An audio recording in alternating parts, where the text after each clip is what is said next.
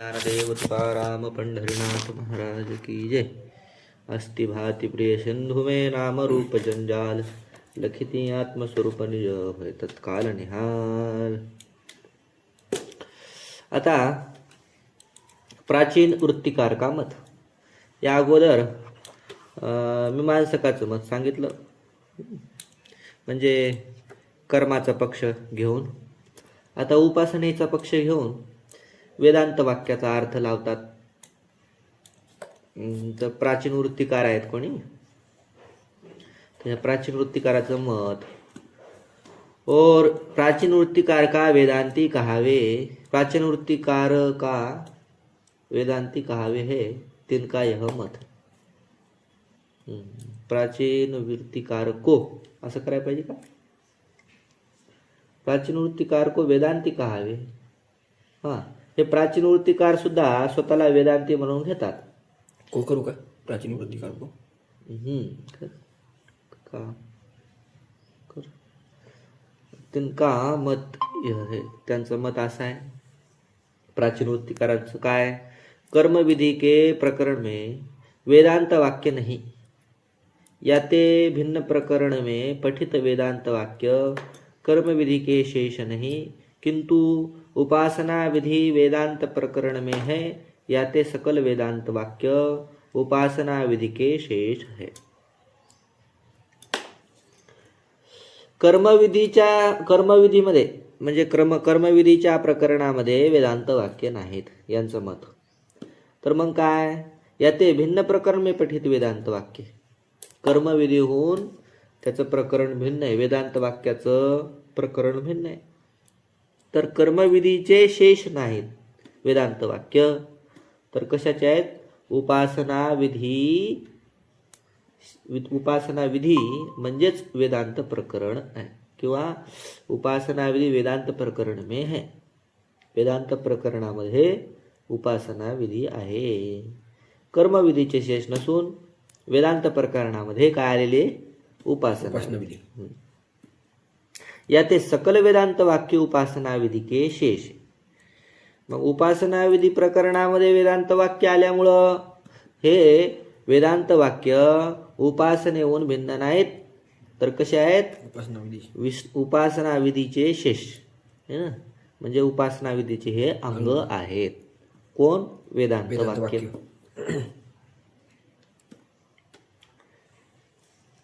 तर कर्मविधीचे शेष अगोदर सांगितलं होतं या मीमांसकवाल्यानं. हे काय म्हणले, उपासना विधीचे शेष आहेत. त्वम पदार्थ के बोधक वाक्य उपासक के स्वरूप को बोधन करे है. त्वम पदार्थाचे बोधक वाक्य, त्वम पदार्थाचे बोधक म्हणजे त्वम पद सांगणारे जे वाक्य आहेत की नाही, तर ते उपासकाच्या स्वरूपाचं ज्ञान करून देणारी वाक्य आहेत. उपासक कसा असतो हे काय सांगतात, त्वमपद सांगते. तत्पदार्थक वाक्य उपास्य के स्वरूप को बोधन करे है. तत्पदार्थक जे वाक्य तत् आहे ना, तत्वमसी मधलं जे समजा तत्, आणि तत्पदार्थ बोधक जे वाक्य असतात, तत्पदार्थाला सांगणारे जे बी वाक्य आहेत वेदामध्ये, ते काय आहेत, उपास्य. उपास्य म्हणजे देवताचे, उपास्य देवता जी आहे तिच्या स्वरूपाचं कथन करणारे, स्वरूपाचं बोधन करणारे हे वाक्य असतात. आणि त्वम पदार्थ और तत्पदार्थ की अभेद बोधक वाक्यानं का यह अर्थ आहे. त्वम पदार्थ आणि तत्पदार्थाचा कुठं कुठं अभेद आलेला आहे, ठीक आहे ना. महावाक्यामध्ये काय आलेला असतो, तत्पदार्थ त्वम पदार्थ तत्पदार्थाचा काय अभेद आलेला असतो. मग त्या अभेदाचा काय अर्थ हो, तुम्ही सांगितलं. तत्पदाचा अर्थ म्हणजे है ना उपास्य, त्वम पदाचा अर्थ म्हणजे उपासक. अभेदबोधकाचा काय अर्थ, तर सांगतात संसार दशा में जीव ब्रह्म का भेद है और उपासना केवल ते मोक्ष दशा में अभेद होवे है. काय असतं म्हणे, संसार दशेमध्ये म्हणजे जीव जेव्हा कसा असतो, संसारी. संसार दशेमध्ये जेव्हा जन्माला आलेला आहे, समजा प्रपंचामध्ये गुंतलेला आहे, तेव्हा जीवाचा आणि ब्रह्माचा काय असतो भेद. भेद. आणि उपासना करून करून उपासनेच्या बळाने मोक्षदशेमध्ये जेव्हा मोक्ष प्राप्त होतो तेव्हा होतो त्याचा अभेद. अभेद. कोणाशी? उपास्याशी. मग काय झालं? आमच्यासारखंच वाटायला हे तर नाही नाही आपल्यासारखं नाही. अद्वैतवाद में तो सदा भेद है. अद्वैतवादामध्ये सदा अभेद. फरक आहे का नाही? हम्म. अद्वैतवादामध्ये संसार दशेमध्ये बी अभेदाचे. अभेदच आहे. जीव ब्रह्माचा अभेद आहे. आणि मोक्ष दशेमध्ये अभेद आहे. याच्यात काय आदत नाही. भेद प्रतीती संसार दशा में भ्रमरूप है.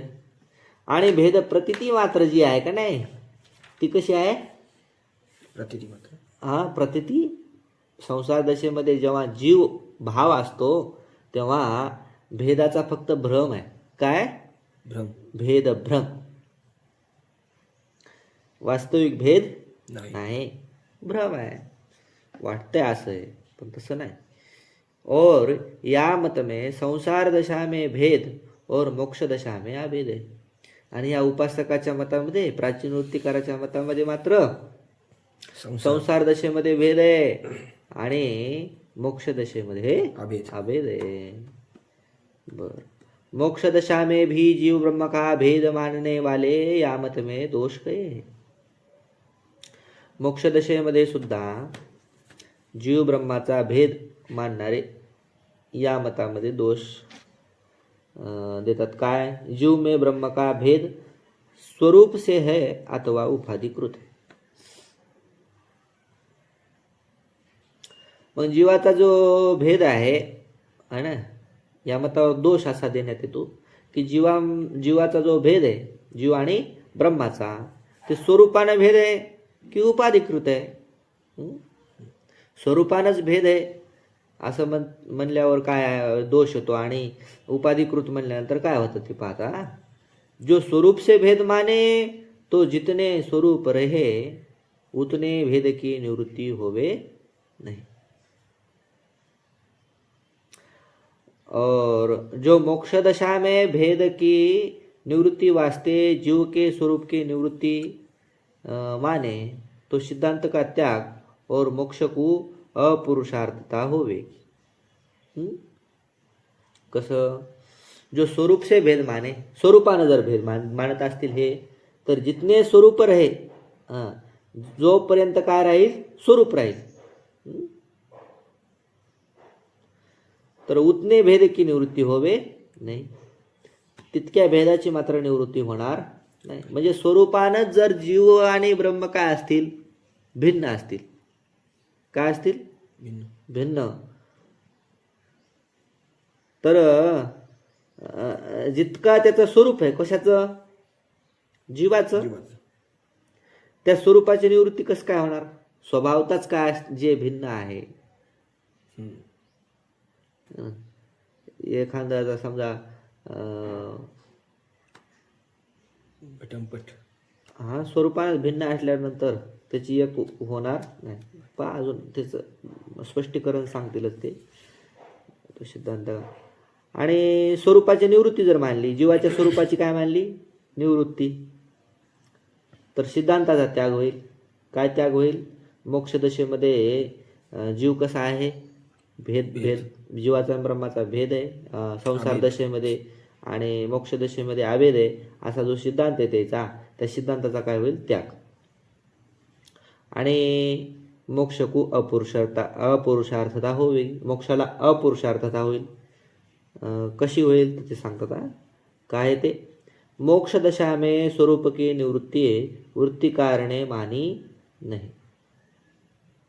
मोक्ष दशेमध्ये स्वरूपाची निवृत्ती वृत्ती कारण मानलेली नाही. और किसी के सिद्धांत में स्वरूप की निवृत्ती मोक्ष होवे नाही. स्वरूपाचीच निवृत्ती झाली. स्वरूप म्हणजे काय? आत्मा. तर आत्म्याचीच निवृत्ती जर झाली तर कसं होईल?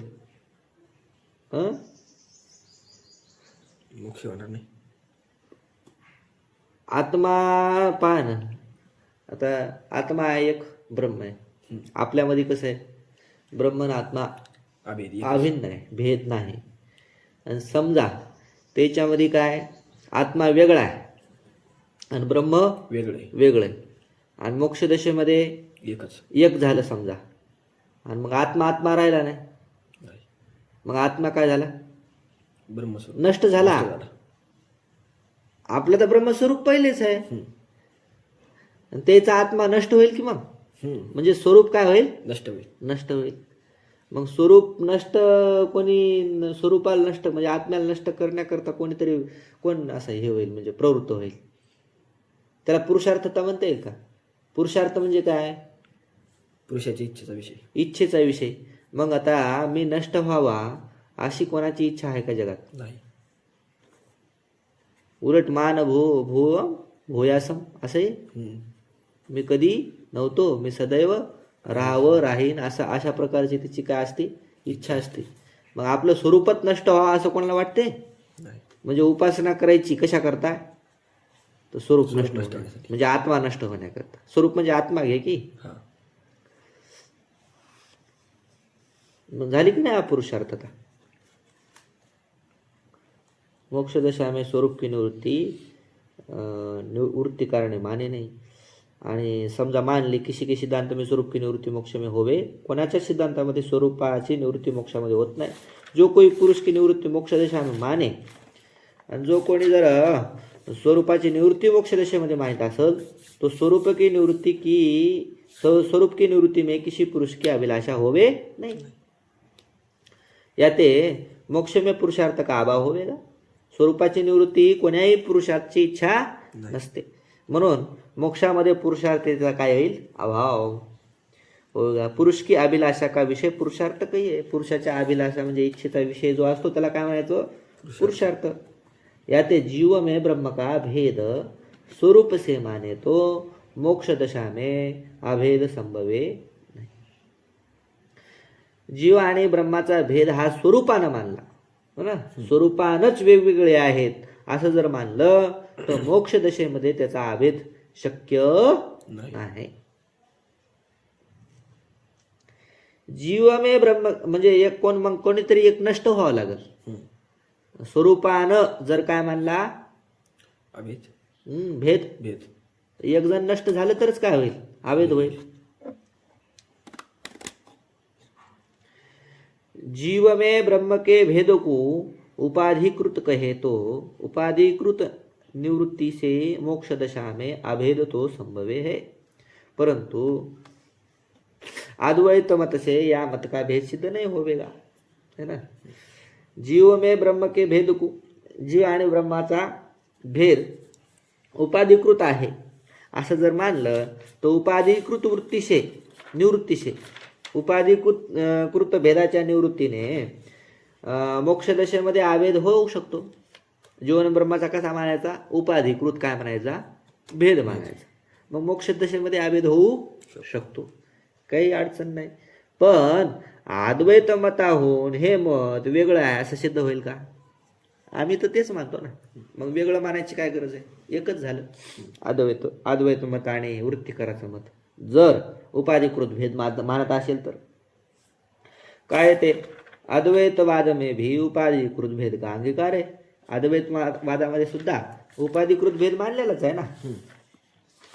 और उपाधिकृत भेद मिथ्या होवेगा. उपाधिकृत जो भेद असतो तो काय असतो? मिथ्या असतो, खोटा असतो.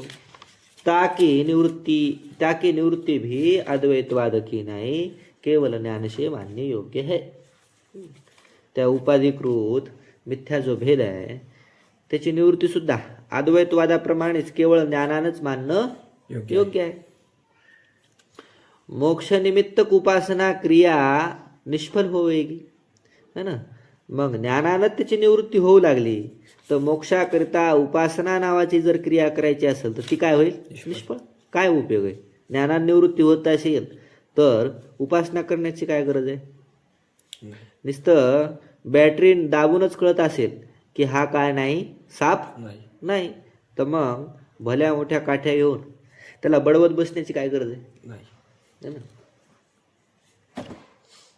दोरी कळण्याकरता काठीना मारावं लागते का? नाही. ती क्रिया निष्फळ होईल. वृत्तिकार के मत में नैयायिकाधिक यह कुतर्क करे है सो संभवे नाही. वृत्तिकाराच्या मतामध्ये काही नैयायिक वगैरे असा कुतर्क करतात, ते पण शक्य नाही. काय ते कसं? जीव में ब्रह्म का भेद स्वरूप से नहीं उपाधिकृत है. जीव आणि ब्रह्माचा भेद स्वरूपान नाही तर उपाधिकृत है. उपाधी मिथ्या होवे तो उपाधिकृत भेद भी मिथ्या होवे. उपाधी मिथ्या असल्यामुळं उपाधी जर मिथ्या असती तो उपाधिकृत भेदही मिथ्या असता. त्या की केवळ ज्ञानशी निवृत्ती होवे आणि त्याची निवृत्ती कशाने झाली असती? ज्ञानाने. वृत्तिकार के मत में परले पर्यंत स्थायी आकाशादिक पदार्थ है सो मिथ्या नाही. वृत्तिकाराच्या मतामध्ये प्रलयापर्यंत स्थायी आकाशादिक जे पदार्थ आहेत की नाही ते कसे स्थायी आहेत? ते मिथ्या नाहीत. तैसे ही जीव की उपाधी अंतकरणादिक सत्य है. जीवाची उपाधी अंतकरण वगैरे आहे ना, ती कसं आहे? सत्य. ज्ञान मात्र से तिनकी निवृत्ती होवे नाही. ज्ञान मात्राने त्याची निवृत्ती होत नाही. यद्यपि मोक्षदशा में अंतकरणादिकन का नाश होवे है. मोक्षदशेमध्ये काय होतो? अंतकरणादिकाचा नाश होतो. या ते ध्वंस शून्यता रूप नित्यता वृत्तिकार के मत में भी बने नहीं है ना. मोक्षदशामध्ये अंतकरणादिकाचा नाश होतो म्हणून ध्वंस शून्यता है ना. ध्वंस शून्य म्हणजेच काय? ध्वंस न होणं कधीच. अशी जी नाशरहित कधीच नाश न होणं, कधीच ध्वंस न होणं, ते अशा स्वरूपाची जी नित्यता आहे ती वृत्तिकाराच्या मतामध्ये शक्य नाही. तथापि ज्ञानते अबाध्यता रूप नित्यता वृत्तिकार के मत में सकल पदार्थ में संभवे है. ज्ञानते अबाध्य रूप, ज्ञानाने अबाधित होणं. ज्ञानाने बाधित होतं ना वेदांतामध्ये, तसं ज्ञानाने अबाधित रूप जी नित्यता आहे ती वृत्तिकाराच्या मतामध्ये सगळ्याच पदार्थामध्ये शक्य नाही. ईश्वरीतिशय उपाधी सत्य है ना. उपाधी सत्य याच्या मतात सो सत्य उपाधिकृत भेद भी सत्य है. सत्य उपाधिकृत भेद सुद्धा सत्य आहे. जैसे जलसंयोग सत्य उपाधिकृत शीतलता पृथ्वी में सत्य है, तैसे सत्य उपाधिकृत भेद सत्य है. जलसंयोग रूप उपाधिकृत शीतलता पृथ्वीच्या ठिकाणी, पृथ्वी आहे ना, एखादा घट वगैरे काही पृथ्वीचं घ्या आणि ते कसं लागतं? गार लागतं. तर पृथ्वी काय गार आहे का? थंड आहे का? शीतस्पर्शवत्यापह आहे ना. पृथ्वीचं लक्षण काय? गंधवती पृथ्वी. शीत कोण असतं? जलच असतं. जल अतिरिक्त शीत नाही. मग पृथ्वी सुद्धा काय लागते? थंड लागते. मग काय झालं? याचा जलाचा आणि पृथ्वीचा संयोग आहे असं समजायचं. पण ते कसं आहे? पृथ्वी उपाधिकृत थंड आहे की नाही. सत्य उपाधिकृत शीतलता पृथ्वीमध्ये असल्यामुळं ते थंड लागायला लागली. तसं सत्य उपाधिकृत भेद सत्य आहे. ता सत्य भेद की और उपाधी की ज्ञान मात्रशी निवृत्ती होवी नाही. सत्यभेद असल्यामुळं उपाधीची आणि सत्यभेदाची आणि उपाधीची ज्ञानमात्रा निवृत्ती होऊ शकत नाही. किंतु नित्यकर्म और उपासना सहित ज्ञानते उपाधि निवृत्ती से मोक्ष दशा में भेद की निवृत्ती होवे है. उलट नित्यकर्म करावं लागेल, उपासना करावं लागेल आणि त्याच्यानंतर ज्ञान प्राप्त करून उपाधीची काय करावं लागेल? निवृत्ती करावं लागेल. कशामध्ये? मोक्षदशेमध्ये त्याची निवृत्ती होईल, भेदाची निवृत्ती होईल. मग तिन्ही करावं लागेल, कर्म बिन उपासना आणि ज्ञान. और अद्वैत मत में सकल उपाधि और भेद मिथ्या है, तिनके ज्ञान मात्राशी निवृत्ती होवे. मग अद्वैत मत मात्र काय? भिन्न आहे. सगळ्या उपाध्या आणि त्याचा भेद कसा आहे? मिथ्या. ज्ञानानेच, केवळ ज्ञानाने त्याची निवृत्ती होते. और संसार दशा में भी मिथ्या उपाधि ते परमार्थिक अद्वैतता बिगड़े नहीं. मिथ्या उपाधीनं सुद्धा परमार्थिक जी अद्वैतता आहे ती बिघडत नाही. वास्तविक अद्वैतता ती बिघडत नाही. या त्या अद्वैत मत में वृत्तिकार के मत का भेद है. वृत्तिकाराचा मत वेगळं पडलं आणि अद्वैताचं वेगळं मत पडलं. तुम्ही म्हणता एकच होतं ना, संशय प्रश्न काय आलता, एकच होईल. तुमच्यासारखंच आमचं होईल. उपाधी जर मिथ्या मानली तर. पण ते काय म्हणले, आमची उपाधी कशी आहे? सत्य. सत्य उपाधी. हा, मोक्ष काळामध्ये एक जरी होत असली तरी संसार दशेमध्ये मात्र कशी आहे? भिन्न. भिन्न आहे, सत्य आहे. म्हणून तुमच्यासारखं आमचं नाही. तुमच्यामध्ये संसार दशेमध्ये सुद्धा उपाधी कशी आहे? मिथ्या आहे. मिथ्या. इस रीति से वृत्तिकार के मत में भेद बोधक और अभेद बोधक वाक्यन की संगति संभवे है. संगती करायची तर अशा प्रकारे वृत्तिकाराच्या मतामध्ये भेदबोधक आणि अभेदबोधक वाक्याची संगती शक्य आहे. जीव में ब्रह्म का भेदबोधक वाक्य तो संसारिक जीव का स्वरूप बोधन करे है. जीव में ब्रह्म का भेद है ना, जीवाच्या ठिकाणी ब्रह्माचा भेद आहे असं जे वाक्य आहे की नाही, ते संसारिक जीवाच्या स्वरूपाचं बोधन करतं. तर भेदबोधक वाक्य भी आहेत ना बरेचसे. और अभेदबोधक वाक्य मुक्त जीव का स्वरूप बोधन करे. आणि अभेदबोधक वाक्य जे आहेत ते मुक्त जीवाच्या स्वरूपाचं बोधन करतात. मुक्त दशा में भी जो भेद अंगीकार करे तिनके मत में अभेद बोधक वाक्यन का बाध होवे है. मुक्त दशेमध्ये भी भेदाचा जो अंगीकार करतात त्यांच्या मतात अभेदबोधक वाक्यांचा बाध होतो. म्हणजे अभेद बोधक वाक्य जे आहेत ते कशाला तरी जोडतात, कर्मविधीचं शेष म्हणतात. अद्वैतवाद में सदा अभेद का अंगीकार है. अद्वैतवादामध्ये मात्र सदैव अभेदाचा अंगीकार आहे. तामत में जीव ब्रह्म का भेद बोधक वाक्य का बाद होवे या ते संसार दशा में भेद और मुक्ति दशा में अभेद मानना योग्य है. आणि अद्वैतवादामध्ये सदा कशाचा अंगीकार केलेला आहे? अभेदाचा. जीव ब्रह्माचं जे अभेदबोधक वाक्य आहे, भेदबोधक वाक्य आहेत, भेद सांगणारे वाक्य, त्यांचा मात्र इथं काय होतो? अद्वैतवादात बाद होऊन जातो. म्हणून संसार दशेमध्ये भेद आणि मुक्ती दशेमध्ये आहे ना काय अभेद मानणं योग्य आहे, हे वृत्तिकाराचं मत. कळालं? तर यह मत भी समीचीन नाही. हे वृत्तिकाराचं मत सुद्धा बरोबर नाही. काय ते सकल वेदांत वाक्य अहेय अनुपादेय ब्रह्म के बोधक है. सगळे वेदांत वाक्य अहेय अनुपादेय असणारं जे ब्रह्म त्याचं बोधन करणारे आहेत, है ना. म्हणजे कशानेही ब्रह्माची काय होऊ शकत नाही, ब्रह्माचा त्याग होऊ शकत नाही. ग्राह्य असणारं ब्रह्म आहे. ग्राह्य ब्रह्माचंच बोधन करणारे सकळ वेदांत वाक्य आहेत.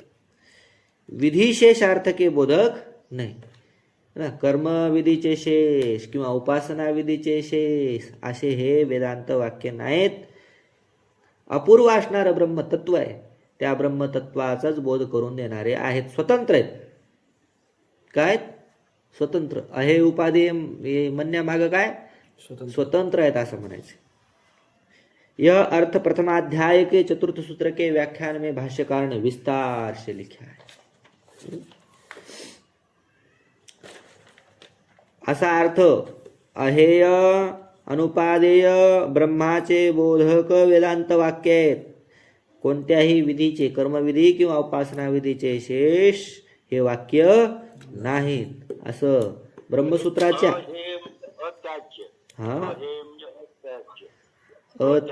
अनुपादेय म्हणजे उपादेय, ग्राह्य.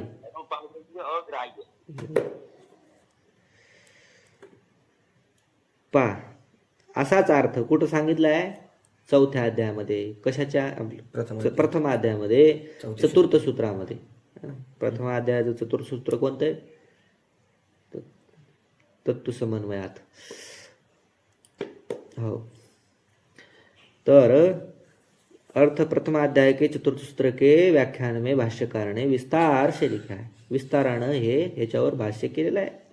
किसी मंदमती पुरुषन की मीमांसा वृत्तिकारादिकन के मत में अधिक श्रद्धा होवे और शास्त्र में प्रवेश होवे तो भामती निबंध और ब्रह्म विद्या भरण से आदि व्याख्यान सहित भाष्य विचार से बुद्धि दोष की निवृत्ती करे. एखादा मंदमती असेल, आता मंदमती असून जे मंदमती आहे त्याची इकडे प्रवृत्तीच होईना, ते शास्त्र पुढचे कधी शिकतील बरं? म्हणजे याचा अर्थ मंदमती म्हणजे दुष्ट बुद्धिवाला, कुतर्की है ना, किंवा वेदांत मतावर श्रद्धा नाही, मान्यच होत नाही. कस का असं जीवन ब्रह्म एकच कसं असं असलच कसं? मग असं यायचं नाव काय? मंदमती.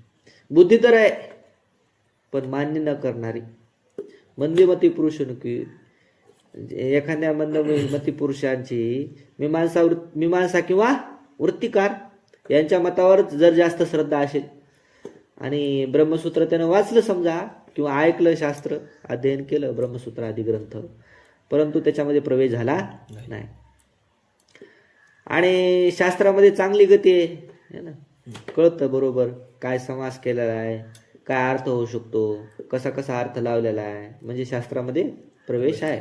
गुरुजी काय सांगाय ते बी कळतंय, शास्त्रामध्ये प्रवेश आहे, पण काय श्रद्धा बसत नाही. त्यांनी काय करावं? भामती निबंध आणि ब्रह्मविद्याभरण आदी असे. भामती निबंध हे ब्रह्मसूत्रावरच ठीक आहे, भामती, आणि ब्रह्मविद्याभरण सुद्धा ब्रह्मसूत्रावरच आहे. तर ते व्याख्यान आहेत कशावरचे? ब्रह्मसूत्रावरचे, म्हणजे भाष्यकाराने जे लिहिले त्याच्यावरच व्याख्यान केले यांनी, लोकांनी. ते व्याख्यानासहित भाष्याचा विचार करावा.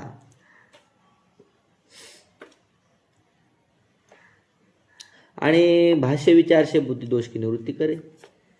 व्याख्यानासहित भाष्याचा विचार केल्यानंतर बुद्धिदोषाची निवृत्ती करावी. आपल्या बुद्धीमध्ये ज्या काही शंका आहेत त्याची निवृत्ती करून घ्यावी.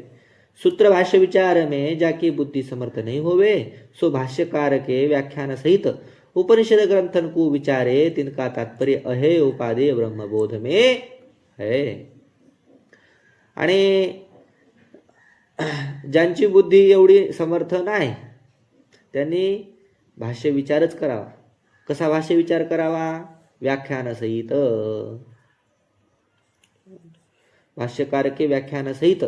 भाष्यकाराचं जे भाष्य आहे की नाही, ब्रह्मसूत्रावर भाष्य, उपनिषदावर भाष्य, त्या उपनिषद ब्रह्मसूत्र या ग्रंथावर श्रीमद भगवत गीता उपनिषद ग्रंथन को विचारे, त्यांचं काय करायचं? भाष्यासहित विचार करायचा.